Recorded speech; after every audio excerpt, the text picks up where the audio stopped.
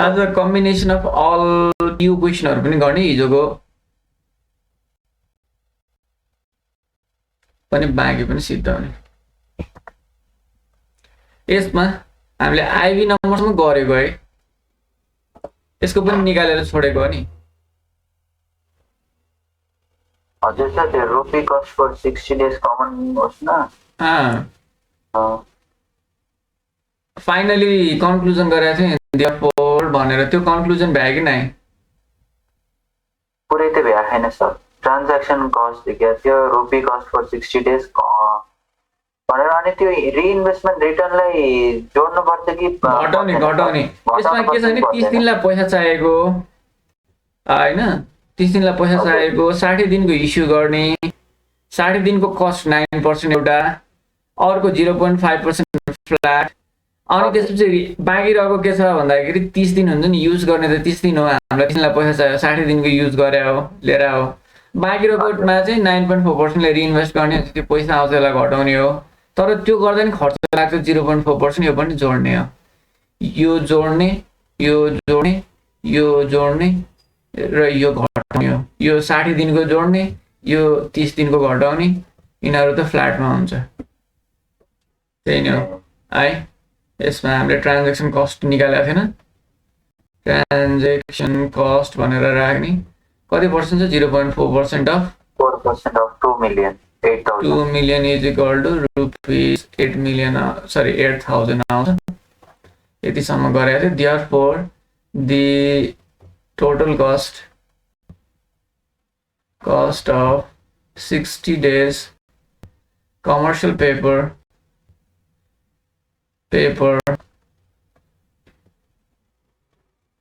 is rupees, निकाल्ने यो तीनटा एडजस्ट गरेर, that is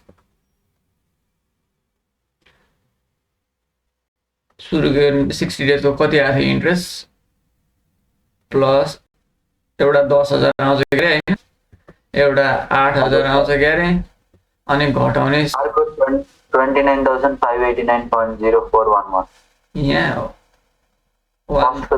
cost on 60 days 29,589 89.041 हो भनेर ठिकै छ। कम्प्लिट गर न है। यो पार्ट त सकिहाल्यो, यति जोडेर यहाँ राख्ने मात्र हो। यहाँ बी नम्बरमा सोधेको कुरा चाहिँ म लेखिदिन्छु। बी नम्बरमा is the source with the lowest expected cost necessarily the one to select भनेर सोधेको छ। why or why not? Simply हाम्रो सबैभन्दा कम कुन चाहिँ आछ भन्दाखेरि चाहिँ मलाई लाग्छ ट्रेड क्रेडिटको 4,000 आछ है। अब हामीले त्यो युज गर्छौँ त भनेर सोधेको छ। अब फाइनान्सिङ गर्ने बेलामा डिफ्रेन्ट फ्याक्टरले इम्प्याक्ट गर्छ।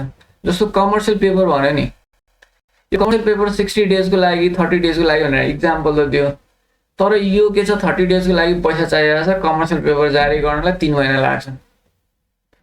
त्यहाँ त्यो फ्लेक्सिबल हुँदैन, त्यो रिलायबल पनि हुँदैन हाम्रो लागि। अब ब्याङ्कमा जाने, लाइन अफ क्रेडिट लिने हो भने सबैभन्दा फ्लेक्सिबल हुन्छ। हामीलाई पैसा चाहियो निकाल्यो, पछि के छ भने राखिदियो, पछि 1 वर्षभरिमा अर्को बेलामा पैसा चाहियो भने पनि निकाल्न मिल्छ। लाइन अफ क्रेडिट भने 1 वर्षको लाइन अफ क्रेडिट युज गर्यो भने हामीलाई पैसा चाहियो निकाल्ने, अनि फेरि के छ भने नचाहे के गर्ने, रिइन्भेस्ट गर्ने, नचाहे उस त्यहाँ फिर्ता दिने, फिर्ता दिएको बेला पैसा तिर्नु परेन। यदि हाम्रो रिइन्भेस्टमेन्ट अपर्च्युनिटी देख्यो भने फेरि झिकेर लगानी गर्न नै मिल्यो हैन। त्यो एकदम फ्लेक्सिबल हुन्छ, ब्याङ्कसँग लङ टर्म रिलेसन बन्छ हैन। ती सबै कुराहरूले इम्प्याक्ट गर्छ। त्यही भएर हामीले यहाँ here the lowest cost of fund is rupees 4,000 हो जस्तो लाग्छ है मलाई, हैन भने मिलाऊ है त्यहाँ, from trade credit based on quantitative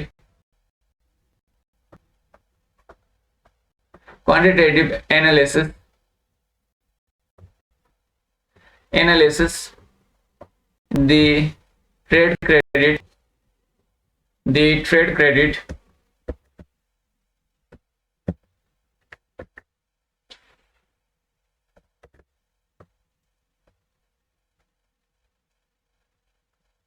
source is selected, but other quantitative method or qualitative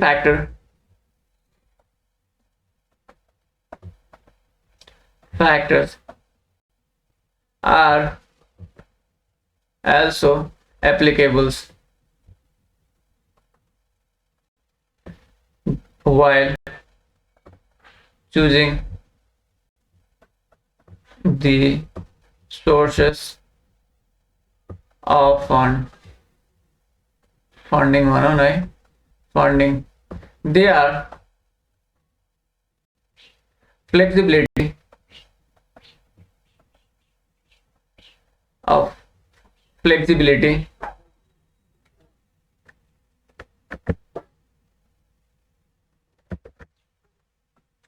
reliability, credibility,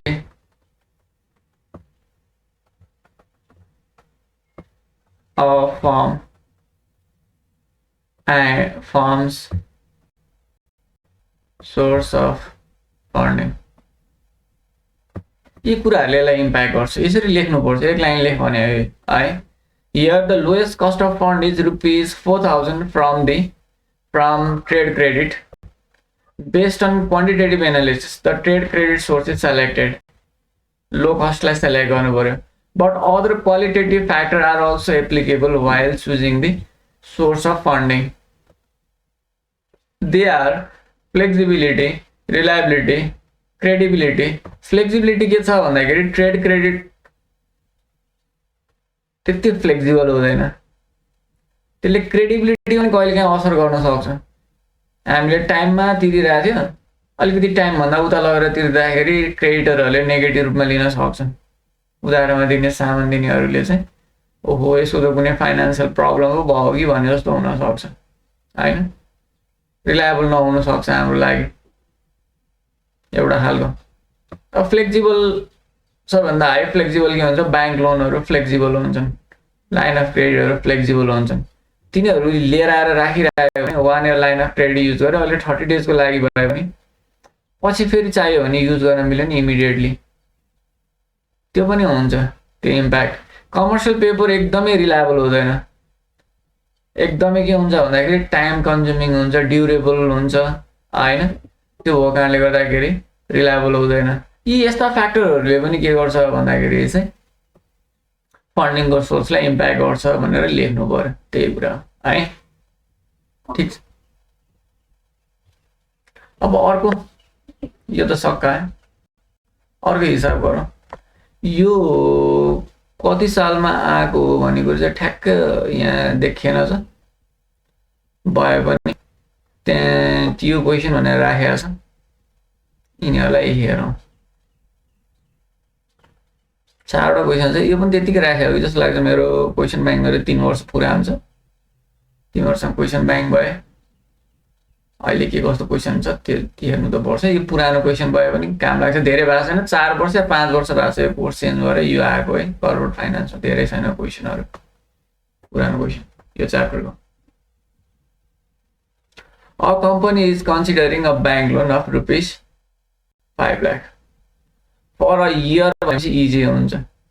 under any one of the following alternative given सार क्वेसन नम्बर भने मैले टिओ कतिखेर आएको थाहा भएन, टिओ क्वेसन नआइकन त्यतिकै राखेको पनि हुनसक्छ, किन पहिला 3 वर्ष अगाडि त क्वेसनै थिएन, 2टा मात्र क्वेसन थियो, त्यही भएर 2टा क्वेसन त्यतिकै राखेको हुनसक्छ।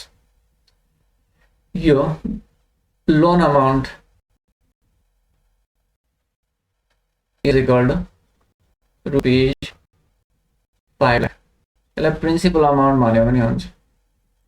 यही नम्बरमा simple interest rate of 15% with no compensating balance भनेको छ पर 1 इयर। यो पनि साह्रो है, maturity n is equal to 1 year.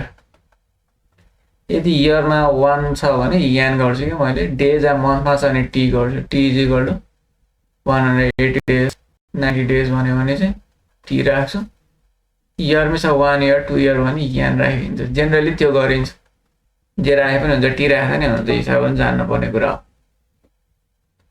Simple interest rate 15% with no compensating balance interest rate 15% with no compensating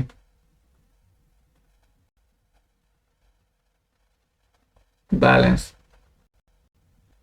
CV यो भनेको छ है अब यहाँ तलपट्टि which alternative should company choose why भनेर सोधेको छ हामीलाई यसले लो कस्टलाई चुज गर भनेर कस्ट निकाल्नु अगाडि अरू केही छैन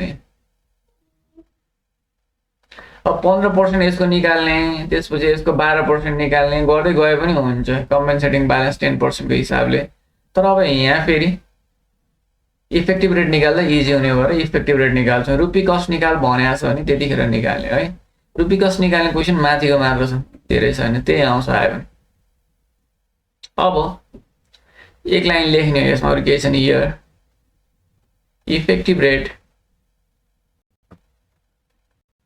of simple interest loan with no compensating balance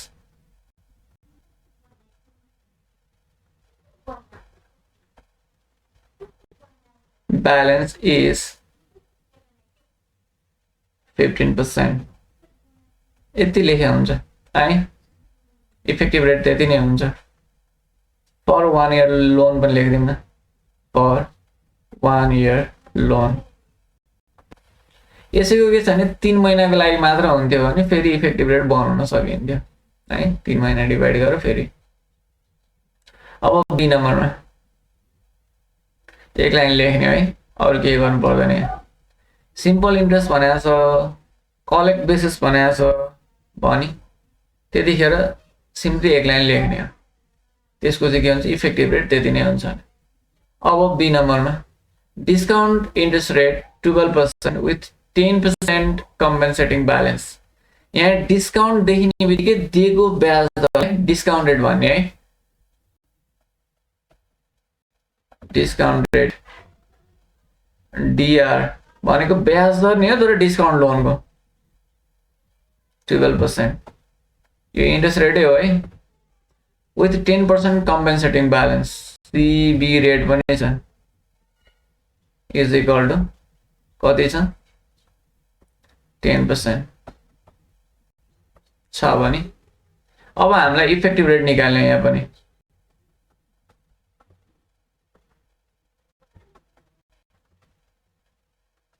effective rate ER is equal to के हुन्छ त डिस्काउन्ट रेट लोनको discount rate 1 minus discount rate minus सिबी रेट यहाँ बुझ्नुपर्ने कुरा के हो भने यसमा हामीले 15% राख्यो केही पनि छैन सिम्पल भयो यदि डिस्काउन्ट लोन हो भने डिस्काउन्ट घटाउनु पर्यो 1 बाट यदि सिबी पनि छ भने सिबी पनि घटाउनु पर्यो सिबी मात्रै छ भने सिबी मात्रै छ भने सिबी मात्र राख्नु पर्यो त्यति हो कुरा डिस्काउन्ट रेट इन्ट्रेस्ट रेटै हो 0.12 1 minus 0.12 minus 0.1 निकालौँ therefore effective rate of discount loan with compensating balance is therefore 15.384 कति आयो 15.384 38 गरिदिउँ percent effective rate of discount loan with compensating balance 12% discount loan with 10% CV is 15.38%.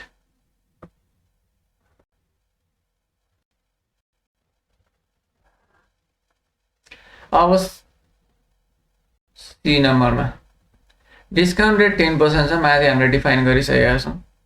Discount rate 10%, discount rate of 10% with 15% CB. CB rate 15% छ भने effective rate is equal to what? Formula ए लाउने।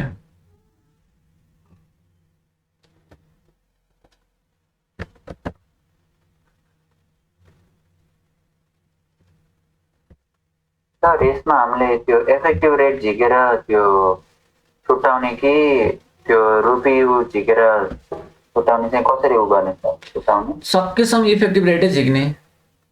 तलपट्टि रुपियाँ रेटै भनेर सोधेको नि अगाडि क्वेसन आएर त यहाँ वाट इज द रुपियाँ कस्ट भनेको नि। यो एउटा क्वेसन मात्रै छ है यस्तो खालको। यस्तो एउटा खालको यो क्वेसन मात्र जेनरली तिमीलाई तिमीहरूलाई यस्तै नै हुन्छ। त्यो सोध्यो भने त्यही नै हुन्छ है। त्यसमा अब कहिले काहीँ के छ नि यो मास्टरमा यो क्वेसन 2-3 चोटि दोहोऱ्याएको कि यो तिमीहरूलाई पनि आएको छ। यो आइबी नम्बरको यो क्वेसन है। यो क्वेसनमा कहिले काहीँ के छ भने यो 2 मिलियन भनेर हामीले राखेको छ नि, त्यसमा 2 लाख छ, कहिले के छ भने 10 लाख छ, कहिले 2 मिलियन छ, त्यसरी छ। यो पर्सेन्टेजहरू पनि चेन्ज छ तर ल्याङ्ग्वेज सेम नै छ है। आए पनि यही नै क्वेसन आउने, ल्याङ्ग्वेजहरू चेन्ज हुन्छ, पर्सेन्टेज चेन्ज हुन्छ कि प्रोसेस यही नै हो। अनि यो बी नम्बरको पनि कहिले काहीँ ल्याङ्ग्वेज चेन्ज गर्ने भने लेख्ने यही नै हो। पुरा यस्तै नै हुन्छ तर ल्याङ्ग्वेज अलिक फरक हुन्छ।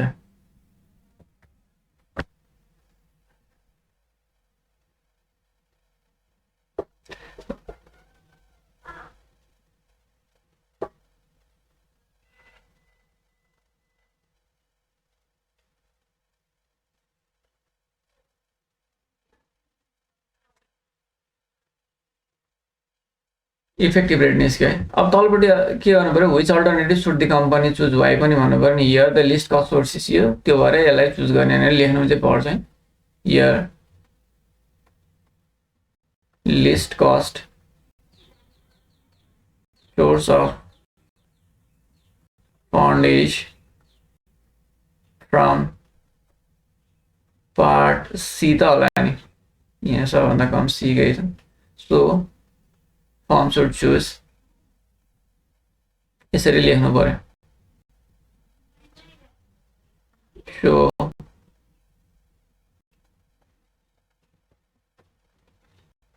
should choose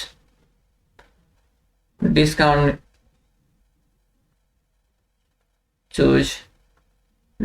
loan with 10% discount rate and 15% CB rate भनेर लेख्नु पर्यो।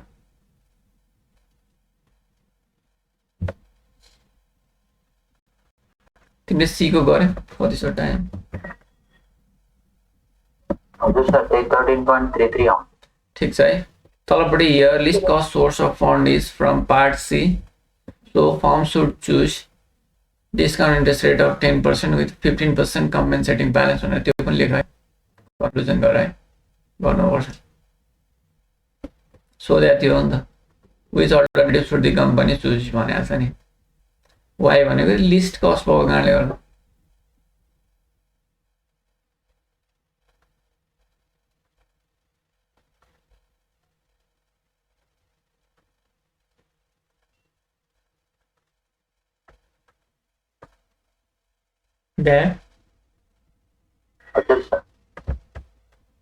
अब यो क्वेसन एउटा छ 10 नम्बरमा आउने क्वेसन, एकचोटि गर्ने प्रयास गर। यसो फोटो खिच न तिमीले, त्यहाँ मोबाइल नभने त स्क्रिन प्रिन्ट गरे नि हुन्छ।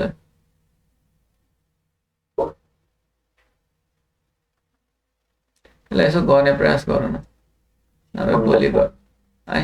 धेरै क्वेसन छैन क्वेसन ब्याङ्कमा मसँग भएको क्वेसनहरूमा।